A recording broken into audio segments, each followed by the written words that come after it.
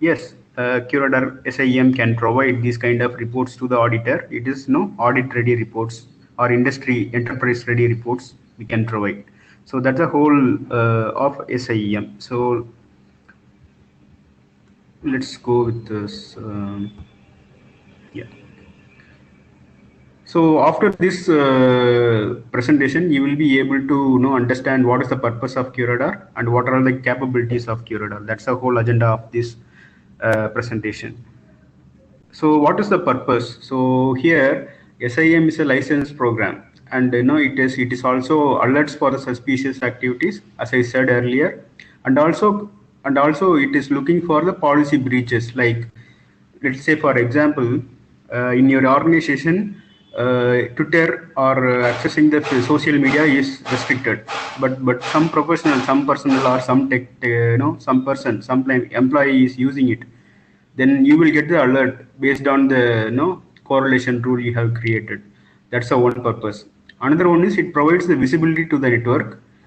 Let's say it's application activity or user activity, like for example, some people are downloading movies from torrent from the corporate network. It is not advisable. Watching movie is not wrong, but doing it on office, the office environment is, it will put you in risk, also your organization in risk. So that and all things we have to look for. Then security relevant data from various sources and the context of each other. Let's say for example, if you are analyzing the logs manually, what will happen?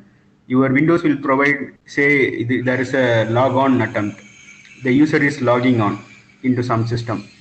Your Linux will say login attempt from somewhere. Your Radius will say authentication attempt. So these are the different context. The purpose is the user is authenticated to the system. That's a whole context. So what we do, we collect the logs from different sources, and we are normalizing using the DSM, device support module. So the device support module will parse and combine all the log sources context and into one single Curador ID, that is called QID. So wherever the authentication failure happens, you will get the concise report of all the failure attempts of one personnel or one system or one IP address or one source IP or destination IP, like that. Then it also provides the reporting templates, like how you want to do it, whether it is operational, like you want to see how many users are logging into your organization, or it can be a compliance, like whether your systems are protected properly or not, your firewall rules are optimal, or your firewall rules are actually safeguarding your devices or not. So these kind of details we can drill out like a reports. Then it is also a log storage, that is tamper-proof log storage for forensics investigation. Here, tamper-proof means we can write many times. Sorry, we can read many times, but write once. Warm. Write once, read many. So that's the whole objective of log storage. If you are altering the logs, you can do anything. You can cover your tracks, right? So that's why once it is written to the log storage, it will never rewritten or modify again. That's a assurance the SIM can provide.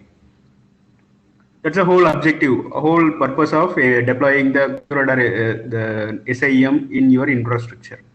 So this is the purposes of Curador SIM.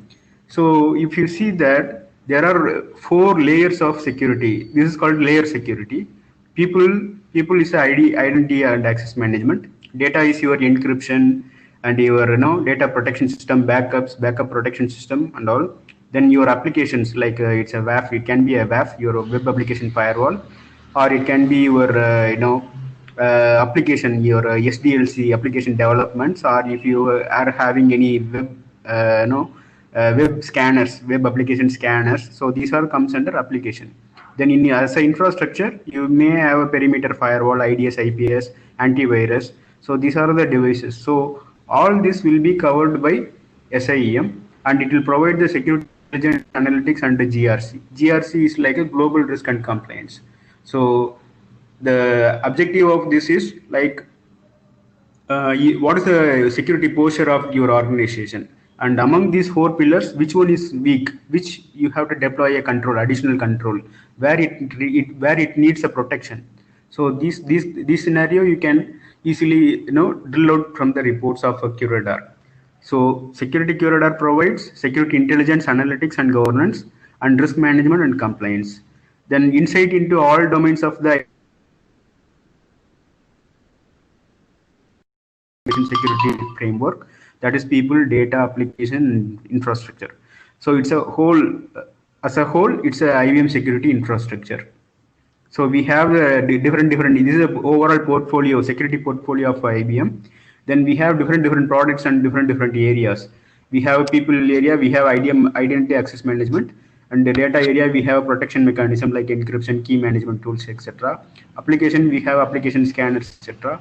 Then infrastructure, we have IDS, IPS, etc. So combining everything, we can also have a security intelligence that is called QRadar here. That is SIEM. Any doubts so far?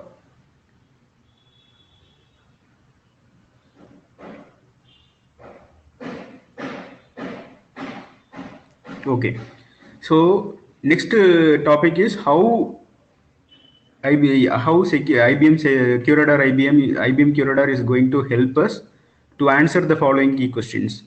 What is being attacked? Which asset is under attack? Who is the victim? Who is the victim of that attack? Then what is the security impact? What is the implication? Like whether it is a data breach or it's like just a hacking attempt, or what kind of attempt it is, and who is attacking? Who is the person attacking? The IP address, from which IP address these attacks are happening? Then where to investigate, where to look the data, or where to look the logs, or where to look the evidence. Then when are the attacks are taking place, whether it is during weekdays or weekends, or daytimes, night times, or when it is happening. Then how is the attack penetrating the system, whether the attack is successful, whether it is successful attempt or failure attempt, and is the suspect attack is a false alarm or it's a real breach. So these kind of things should be answered by QRadar SIEM. Then the most important thing is SIEM is like a 5 sense man.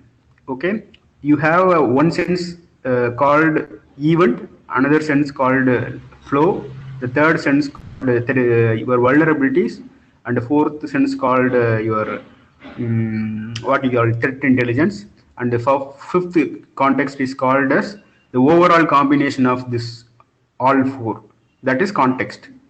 So these all points are met, the 5 senses are met, then the security analytics, the security intelligence, the new topic begins.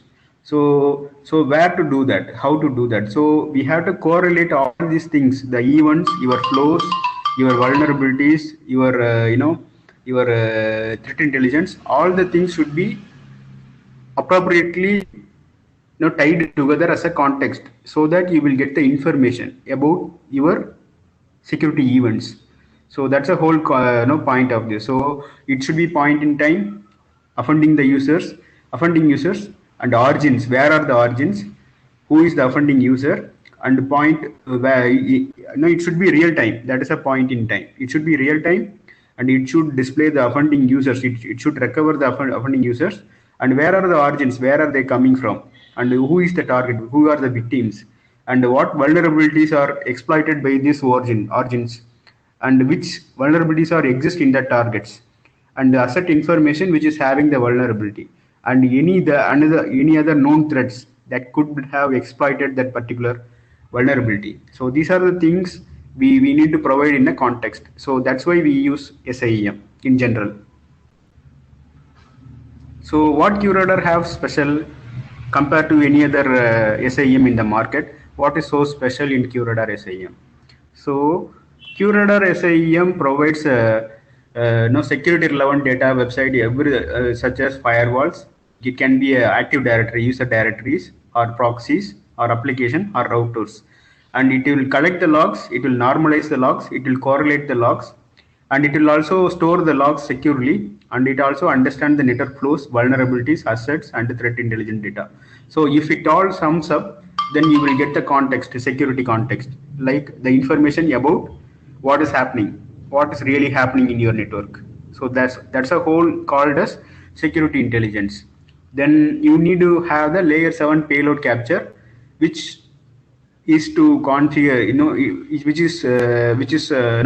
which provides you the application visibility, which application is consuming your bandwidth, or which application is really communicating to your systems. That kind of visibility you need. So this is all called as collective intelligence. Then you need to have the searching capabilities. Like if you want to do anything, you need to have a search, just search for the username. It should provide the username that contains all the log sources or data sources.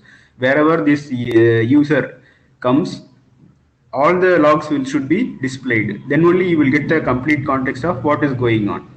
Then you need to have the monitor host and network behavior changes that could indicate the attack. That means sometimes if the network behavior is changing, there is too much of data is being transferred, or excessive usage of the particular application, then you will come to know there is some attack is going on. Then you need to prioritize the suspected attacks and policy breaches. Like let's say, for example, unusually during your Sunday nights, some personals are joining, log into your network, and they are transferring the data, means and something suspicious, and it should be notified on time, either through by email or SNMP or SMTP, or even through SMS, or whatever the channels available. Then there should be many generic report templates included. So these templates, yes. Can you please stop the? Hello.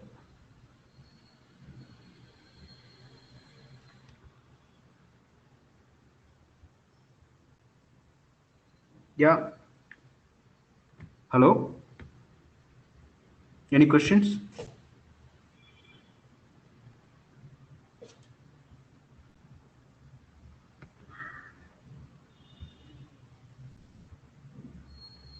Okay. If you have any question, please raise right now. Otherwise, we can go ahead. Okay. So some kind of attacks, if you look at a log, it will be very normal, like data transfer. If you are transferring 1 or 2 bytes, it won't cause any problem. But what if you are downloading the data around 3 GB to 5 GB? It will create lots and lots of noise in your network devices. So these are the suspicious patterns for us. So we will look for what kind of data is being downloaded or uploaded, whether it's a data breach, who is doing it, like whether it's a personal authorized personnel or somebody else, or where they are logging in, how they are logging in which time they are logging in, which IP they are coming from. So these are the context we used to do that. Then the deployment, your QRadar deployment is very scalable. It can be even one all-in-one box, or it can be several box, like a distributed box. And it will also provide a single user interface that provides all the capabilities in one single window. So the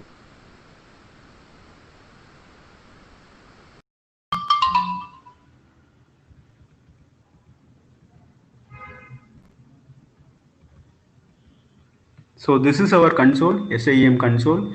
If you can see, this is called dashboard. So the dashboard will provide, these are the templates, tablets. You can move, you can delete, you can reconfigure, you can do anything. So this provides all the IDS, IPS top alarms for the week, or for the over the period of time. If you say 11:44 a.m. to 11:59 a.m. means it is like a 30 minutes.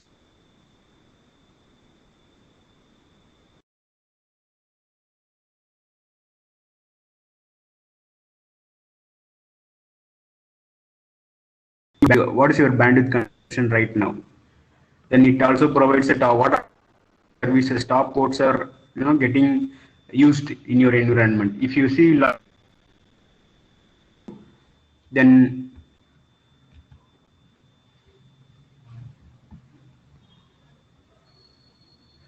okay, sorry. Okay, so what I was telling is, if you want to see the most recent offenses, like what are the offenses are triggered for the past 1 hour or 2 hours, then it will show.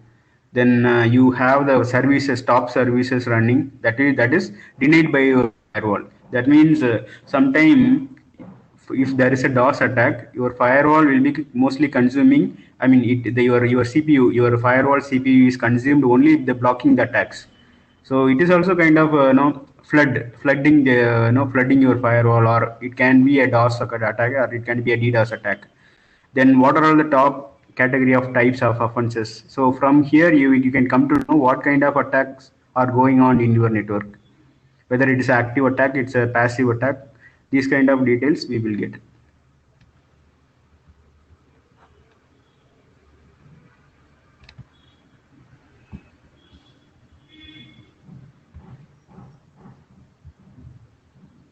Yes, yes, Sandeep.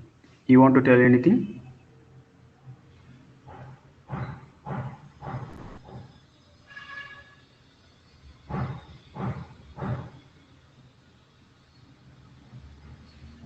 Okay. Now, am I audible right now?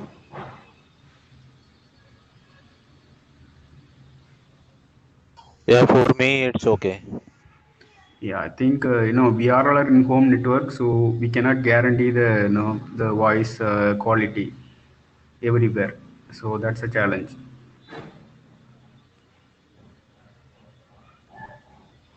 So Sandeep, can you try to rejoin? Because we all, I think other people are audible. I mean, am I audible to other people? So only if you are having a problem, just no log out and log in back.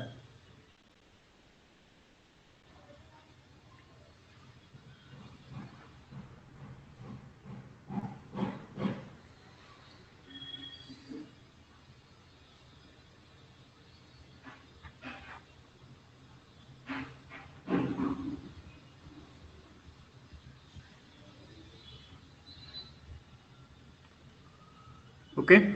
Then we have different tabs. One tab for offenses, another tab for log activity. This all the events will be coming to your QRadar. Then you can see the logs in, or you can even in filter. You can search for the particular activity or particular user or particular source IP or destination IP. Then the same thing you can do with your network activity. That means your flows. Then you can do your asset vulnerabilities here, and you can generate the reports in this tab. Then you have a total administration control on this admin tab. So this admin tab will provide you the complete configuration about the QRadar, how you want to keep the data, how long you want to keep the data, that is your data retention, backup, your system update, your security update, everything should be visible in your admin tab. So the admin tab is also useful for user management, like if you want to add the more users in your environment, or you can assign a role, or you can create a separate policy security profile for them. So for everything we will use this admin tab. The reports are basically two types of report. One is custom report, that is enterprise operation report. Another one is compliance report. So most of the report templates are available as per the compliance mandate. You can just make clone it and you can use it, make use of it. Then your asset tabs also contains the vulnerabilities.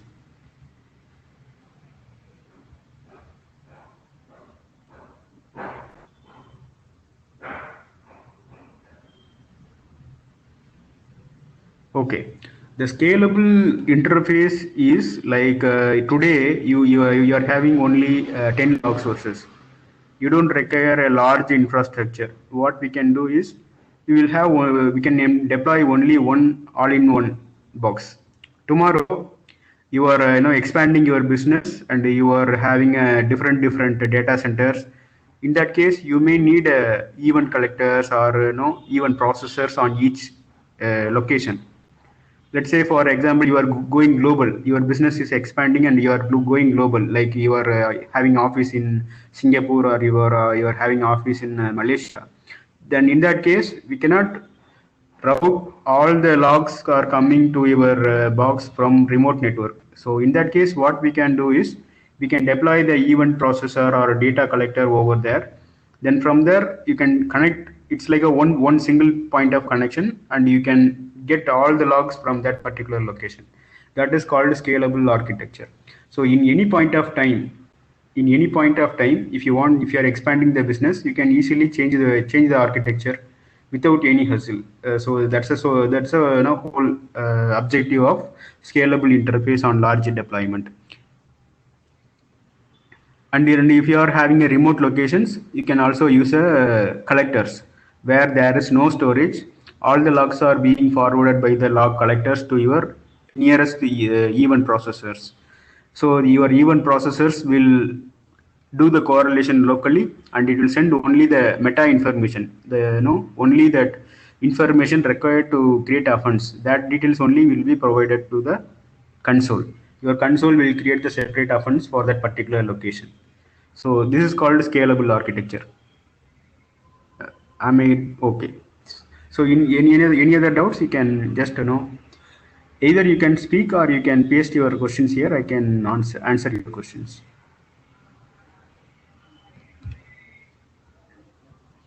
Yeah. And one more thing is, now we are cloud ready. IBM QRadar SIM is a cloud ready. If, let's say, for example, your company is a cloud company. That means all your infrastructure is on the cloud, and you are doing all the business on the cloud. No problem. We can have two types of deployments. Like you can procure software as a service, QRadar software as a service from IBM Cloud, or if you have the capability in your cloud, you can deploy your own QRadar on the cloud. Let's say, for example, you have the AWS infrastructure, AWS cloud with you, that is IaaS service you have. Then what you can do is you can deploy your own QRadar. Otherwise, most of your log sources are in Azure or AWS. You can connect using a data gateways in respective data gateway in respective your cloud infrastructure, and you can connect to your main IBM Cloud SaaS QRadar console. So you don't have to physically buy any appliances. So it's all VM, and it's all cloud ready deployments. Just matter of seconds, you can easily deploy your QRadar infrastructure, and it you can get it up and running. So it is not depend on any architecture. It doesn't have any limitations. Like if you are having on-site, on-prem, tomorrow if you are moving to the cloud, no problem. We can still have the we can also move the QRadar to cloud from on-prem. That particular data from cloud to on-prem, or you can deploy a QRadar on cloud, and from on-prem you can export the logs to the cloud. So anything it is possible. So there is no limitation. There is no architecture limitation. We can do anything and everything using QRadar.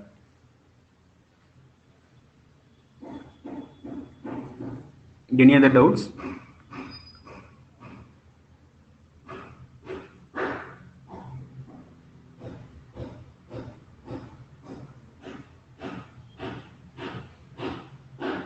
So you may think how IBM is leveraging the threat intelligence.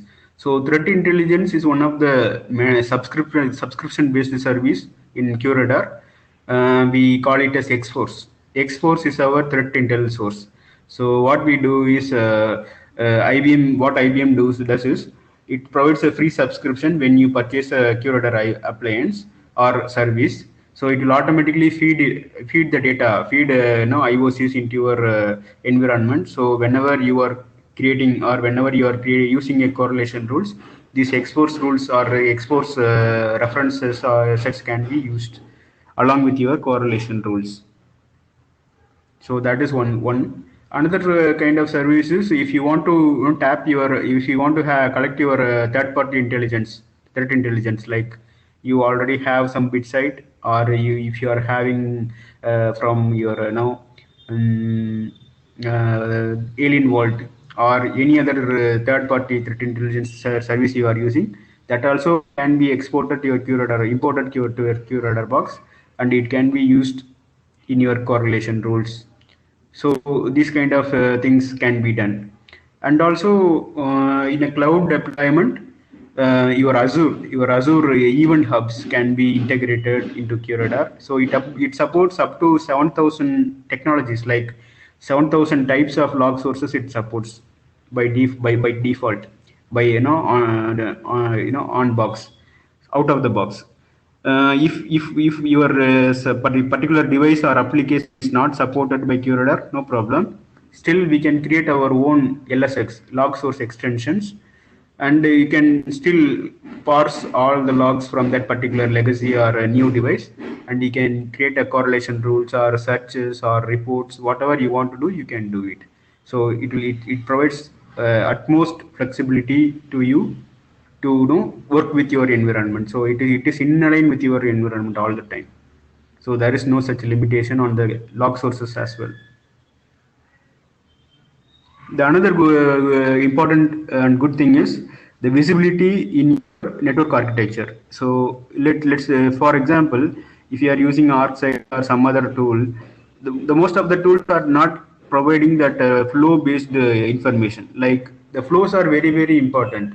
Let's say for example, your events are like when it after it occurs, then only you can see. But what if somebody is doing trying to gather some information from your network, then you will not have any visibility, because as long as they are not attempting to log into your system, they will not get the log data, right? In that case, what will happen? We have to rely on your network traffics, like who is coming, or who is who is attacking your network, or who is trying to connect to your network, or who is doing your DNS sophisticated attacks, or ARP attacks, or these kind of attacks is a passive attacks, like pinging your systems, or smurf attacks, or ping floods. These are the passive attacks.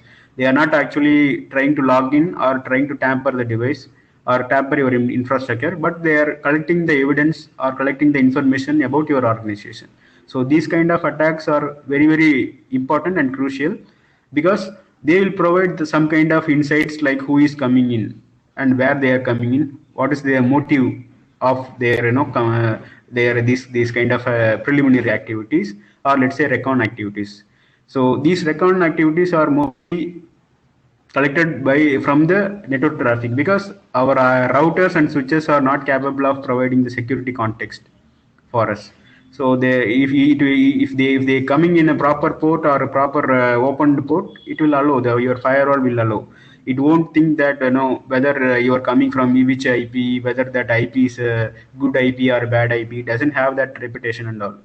So what QRadar does is it also provides the threat intelligence. It will check with your threat feeds about your IP reputation, whether the IP is good IP or bad IP, whether it is involved with the spam servers, or malicious servers, or CNC, command and control servers.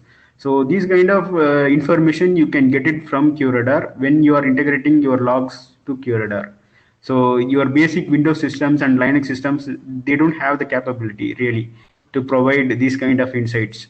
It will say whether you are authorized user or not, whether you can log in. If you are having the password, it will allow you to log in. Otherwise, it will not. It will deny your log. It will not allow you to log in. So this is the only basic capabilities this system will provide. But who will provide this kind of information, like whether you are logging from the good IP, or you are a good person or a bad person, depends upon your IP address. So whether you are an intentional spammer, or intentional attacker, or you are accidentally logging in, or whether you are authorized to log into this network. So these kind of insights, only the threat intelligence you will get. So instead of going and checking the each IP from the threat feeds, if you integrate your threat feeds with your QRadar, so it can easily provide the insights about your network, whether your how good your IP is. If you are logging from the spam IP, it should be blocked. So it will alert you. See, there is an attack from their bad IP. So please look into that. So it just gives you the heads up about that particular attack, whatever it can be.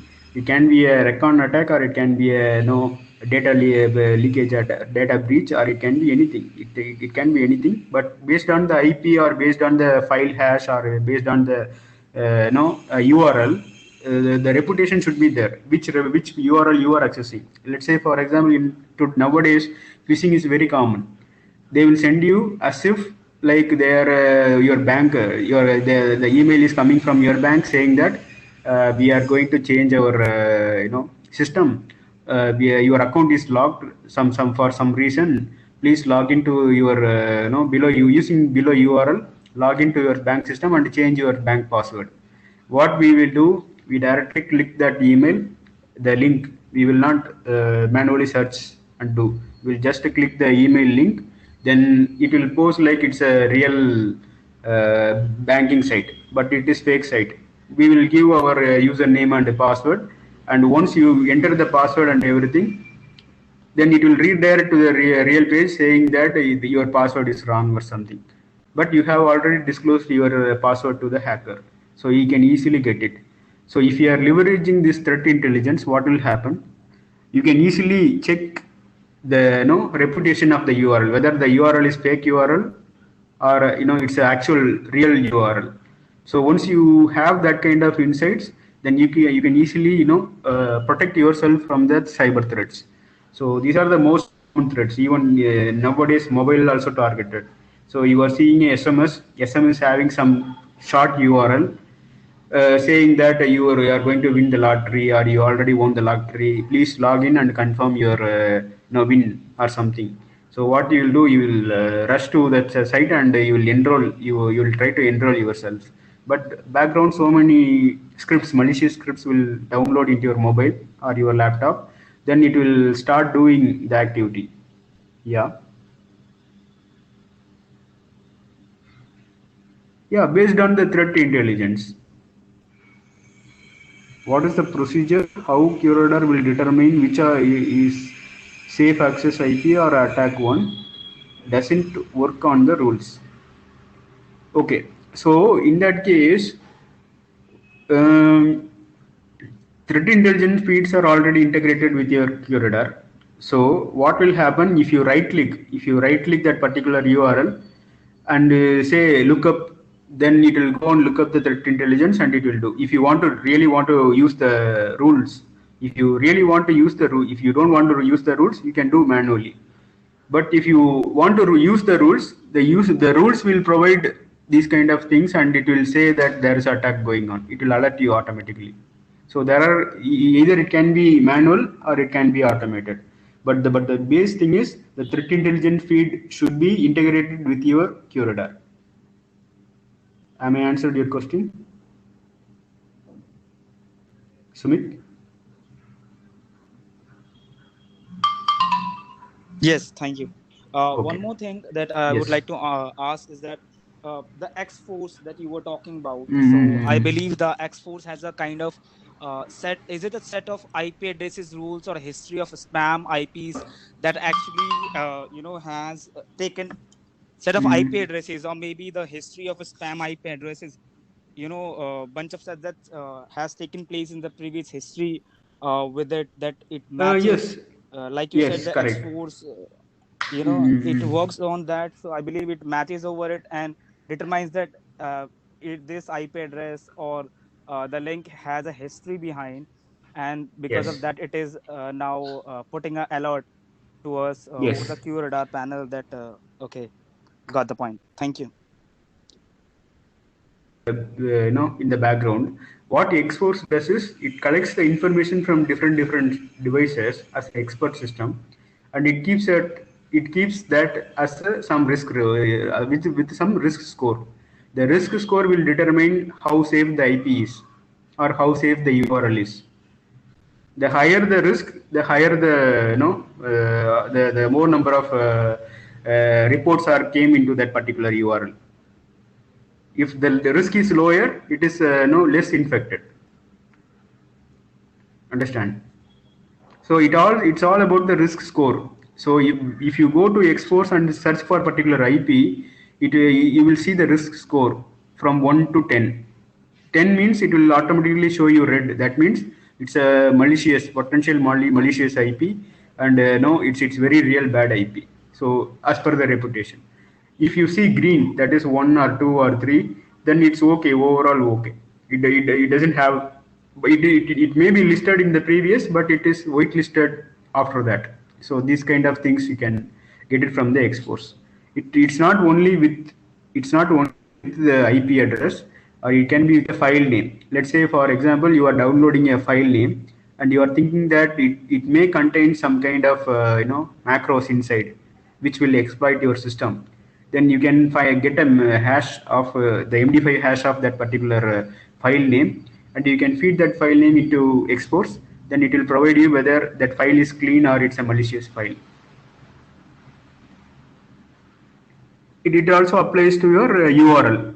Some URLs may think the process, like it may post like it is coming from the bank, your corporate website, or some your vendor's site, but it is not actually real. So if you go and check with the exports IP, then it will show you the reputation of that particular URL, whether it is safe to go or not to go.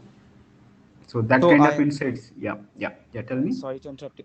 So so the question which rises now with in my mind is, what if I'm not using the X-Force? I believe the X-Force is an additional one, right? You can add it to the QRadar, or is it the inbuilt one? It's an inbuilt one. Before it was a paid service. Now IBM is providing for free. It's a free subscription. It is coming along with the product. So it's not like an extension that you need to add on from the IBM site, or you need to download or something like that. The app. No. It will automatically do. Okay. Yes, Ramendra. Okay, so the retention buckets are having two things. One is your corporate security policy says that how long you can hold the data in your system. You can hold the data a lifetime also, but think about you are collecting the logs for 1 GB per day. So how much storage you have to buy in a year, right? So like some terabytes you may need to buy. So it is not feasible. So your corporate policy will say that we can keep the data for around 1 year or 6 months. So that's your company's retention policy. Another one is compliance mandate. If you are following any company, if you are a retail company managing with credit cards, by default you have to fall under PCI DSS compliance. So as per PCI DSS compliance, 1.5 years of logs are required to be on live, and the rest of the data should be on the archive. So you will keep your retention bucket will determine how long you are going to keep that data on QRadar. That means on board. Yes, we can store it offline also. And if you don't want, if you don't want to store it offline, there is a separate appliance called a data node. You can deploy a data node. It will provide a real-time storage and and a search facility. So you can search your old logs, like 1 year old logs. You can search through data nodes. So it is easy to search. If you are storing it offline, you have to restore back into your online data. Then only you can do the search. If you are deploying a data node, there is no need for archival. You can go and search as if you have a real data. So that's the advantage of the data nodes here. So I believe the data node is more like an online storage. Yes, online SAN storage. Yeah, online extended storage for QRadar. QRadar, okay. Yeah. And so, also, yeah. So I believe it does store for the EPS as well for the retention period, like for 30 days or 45 days. See, EPS is a speed. Let's say, for example, you have one Mbps connection, right? 1 Mbps connection or 1 Gbps connection is a speed, right? Sometimes if it's your weather is not good, you may get a below 1 Mbps connection or below 1 Gbps connection. It depends upon how many users are sharing your bandwidth, right? You will the promised amount is 1 Mbps, but if in your home, your family, your 4 people are having a same mobile number connecting you to your one Wi-Fi connection, obviously your speed will get reduced, right? Like that. So if one log source is sending huge data, then it will consume almost all the data, all the bandwidth. That means EPS bandwidth. So other rest of the log sources may not report, or it may delay, right? So in that case, we have a buffer, like 1 million logs we can store in buffer. So once your EPS your EPS pipeline is normal and below, then it will be back replayed again. So your data will not miss anywhere. It will be on the queue for some time.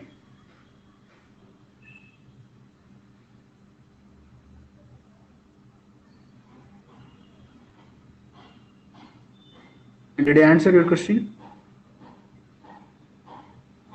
Thank you. Yeah. Ramendra, did I answer your question? Yeah, thank you. Yeah, Yeah. thanks. Thank you. So other than that, we have a app framework, IBM app framework. This IBM app framework, before we had only one or two apps. Apps means it's a Docker apps, which we can, it's like it will run on their own without any dependencies. It will include all the dependencies within the Docker, so it will run within the container. So what we do is, for example, some technologies, they want to have a external visibility, like I don't want to only feed the logs. I want to have some visibility about how my logs are being stored, or how I want the categorization and I want the visualization, especially. So what IBM starts to provide is a app. So you feed your application and you feed your logs. So application will take your logs and it will make use of the logs, and it will provide the complete insight and visualization within the app. So it will not mess with your log source, and it will not go beyond your infrastructure. So it is contained within the app. So this kind of apps called as Docker apps or floating apps. So if you wish, you can use it. Let's say, for example, if you are having a checkpoint firewall in your as a log source in your environment, you can use the app. Otherwise it is not required. So it is not a standard delivery. It's like a on demand basis. If you are looking for that kind of apps, you can go to the Xforce Exchange, and App Exchange is you can search for the particular app and you can download and install it immediately. So it doesn't require any deployment or development from your side. So it is already available from QRadar. So there are many apps available. I'll show you.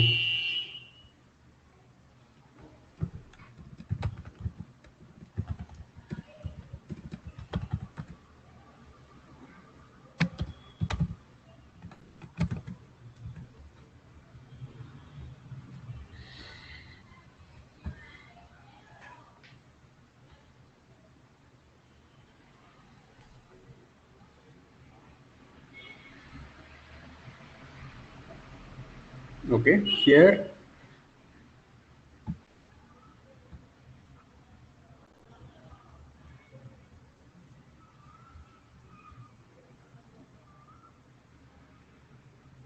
Okay.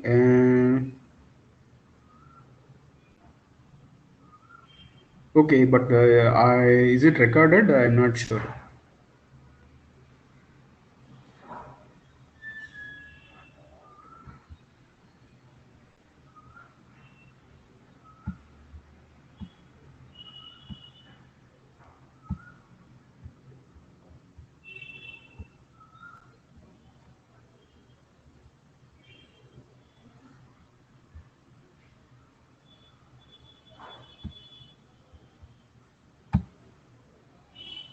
So here you can, if you are, let's say, for example, you are having a Palo Alto in your organization. So let's see whether Xforce Exchange can provide something for your app. You see, the malware is already there for your Arogya Setu app. It just released, but there are malware masquerading techniques. The threat is already available for your Arogya Setu app. So Arogya Setu app is not safe.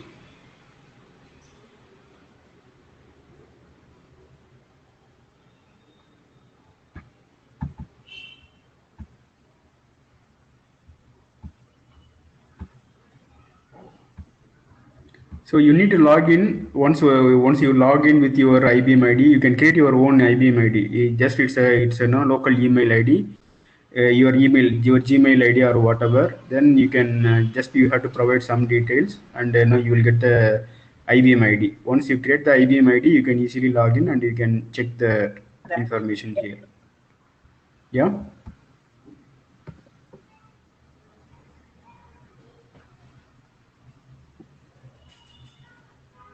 Okay.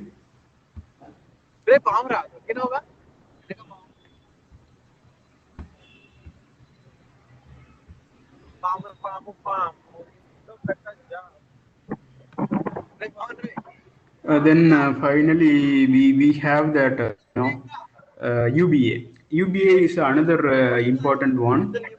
Can you mute someone? We are getting noise.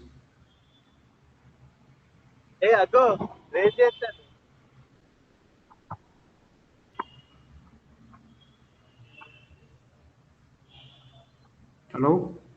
Can anybody mute? From Sai, Praveen or something.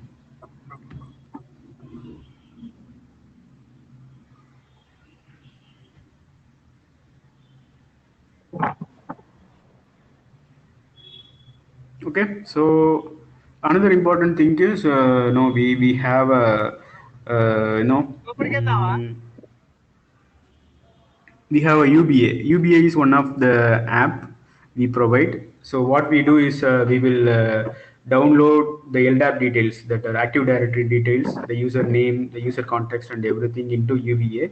Then we will do the risk scoring. So based on the risk score, if the user is doing some kind of data breach or any other activity, we can easily detect, and the rules are available for that particular user. If he is a normal user and he is using an admin ID or something, it's called a privilege escalation. So what we do is we will detect the privilege escalation, and we will report as a breach. Like if you are a normal user, you are not supposed to log in as a admin. The admin have all permission in your network, and he can easily download or upload any important files or something. So we shouldn't be doing that. So if you are doing that, that kind of activity, that can be UBA app. So UBA app is a very important app we provide in IBM Curador SIEM. So it's a free of cost. Anyone can download and anyone can use. If they have the LDAP, they can download the LDAP details and they can start working on that. So that's an important one we have in UBA app. So so any questions?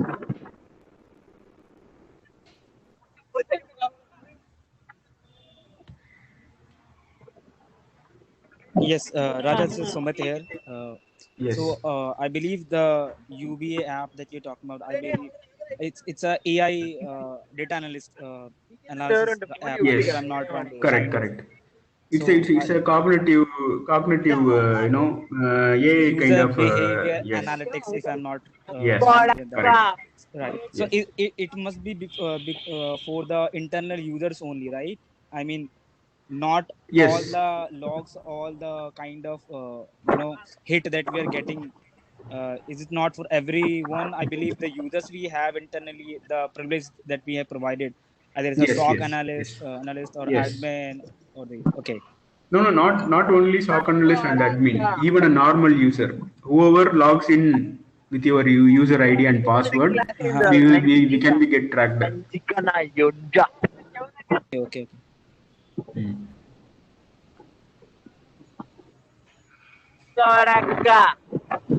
Yeah, I have one more Yeah. question regarding the user interface that you were talking about. So Mhm. you said really beautiful thing that we can actually who is this Inala Sai? Hello, Okay. Inala, Praveen, brother, could you please mute yourself? Praveen. Okay, so Raja, the Yeah. question that I was asking is that recently the most of the work is going over the cloud, right? The AWS or Azure Mm-hmm. that we were talking about, or the Google platform. Right. So Right. you said it's not that we have to properly migrate the whole thing. We can choose, kind of a semi portion of it, like Right. the Right. console will be there, or we have other things. in devices other way around, or we can just keep everything over the cloud, and you can just Right. have the access of console or the admin access of there. There will be a Yes. virtual machine placed, and a setup with the load balancer will be there. Everything will be there. Just so that we can simply have the access of it, and you can use it from there. Right. Correct. So, Correct. do you think Nowadays, right see, now the nowadays. companies are kind of Mhm. moving for it? Yes, So yes. nowadays See, companies are before. actually trying to move for it. Yes, because one is cost. When you deploy when you buy a physical appliance, it will cost you some crores. One appliance cost you some crores. So and also you have to provide a license. You have to get the software support. You have to provide you need to hire a are there. It is not just a appliance cost, right? So you have to build the infrastructure for that. You have to protect that particular device. You need to buy a firewall. You need to do the lots and lots of things when you are buying a particular device or something, right? So I believe it's comparatively quite cheaper. Cheaper, and it's a quicker to deploy or quicker to use. Yeah. All right. If you are buying a physical appliance, what will happen? Somebody will have to rack it and mount it in your data center. Then your network guy will have to assign some IP address to that particular device. Then your OS person has to install some OS. Then only you can run your application over there, right? If it is on the cloud, you can just click and you can deploy the device within 5 to 10 minutes. Then you can start working on that. Then your rapid deployment and easy to use. How much you are spending is how soon you are using it. If you are spending for lakhs and you are not, let's say like it's like a bike. You are buying a bike. If you really want to, you are buying a bike tomorrow itself. If you are delivered and if you can use it, you will prefer that provider, right? You will prefer that company, right?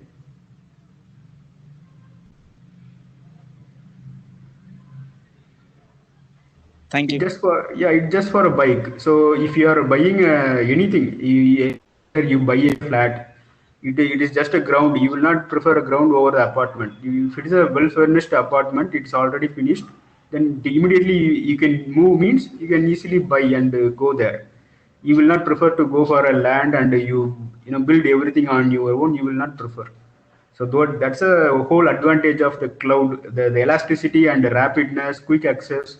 So these are the main things of cloud. That's why the people are moving. And also it's like what you use, what you pay.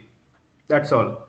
You don't have to pay extra. For example, if you are building a small app, or if you are having a small website, if you go for on-premise, you have to buy an entire appliance. The entire appliance can board up to 100 appliances like applications like this, but you need only one application we are going to run.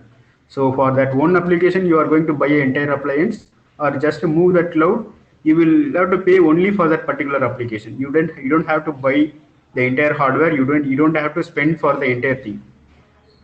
It's like instead of buying a whole entire pizza, you will get a one piece of pizza for some reasonable amount. You will go for it because you won't eat the entire pizza. You need only one piece of that pizza, right? That's your ultimate need. Got it. Must now cost effective also. So you can buy what you really need, and you can expand in future. If you want to expand, yes, you can easily expand that infrastructure up to hundreds or 200s. Let's say for it's a Flipkart or Amazon or whatever. Now you have less demand, so you will say only one or two servers or web servers are required to get the orders from online. Tomorrow any festival season is coming, Diwali is coming, or any other festival is coming, then you may have to extend your infrastructure so that you can accommodate more orders, right? So the elasticity is provided by the cloud. It's very flexible and it's easy to deploy. Whenever you need more resources, cloud resources, you can easily expand you can upscale the environment, or you can scale out the environment. When there is a need is down after the sales season is over, then you can scale down, or reduce that scale into one device or one or two applications. So that kind of flexibility of a cloud is providing. So everyone is moving for the cloud. Or some companies are they will like a strategic moving, like they will move first low critical application to the cloud. Then slowly, based on their nature, based on their business, they will cloud. But most of the organizations are now moving to the cloud. So cloud is a future.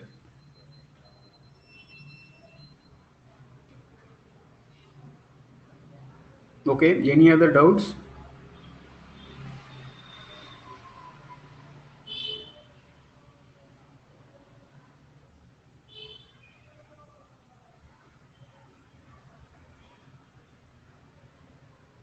Any other doubts? Or Kalyan? That's it. Thank you. Yeah. Kalyan, we can, I think we can close the session. I think they are good. If any other question, you can ask free, no problem.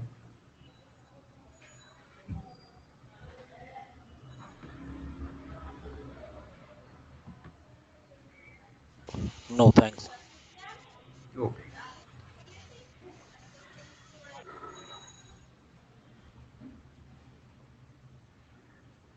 Kalyan?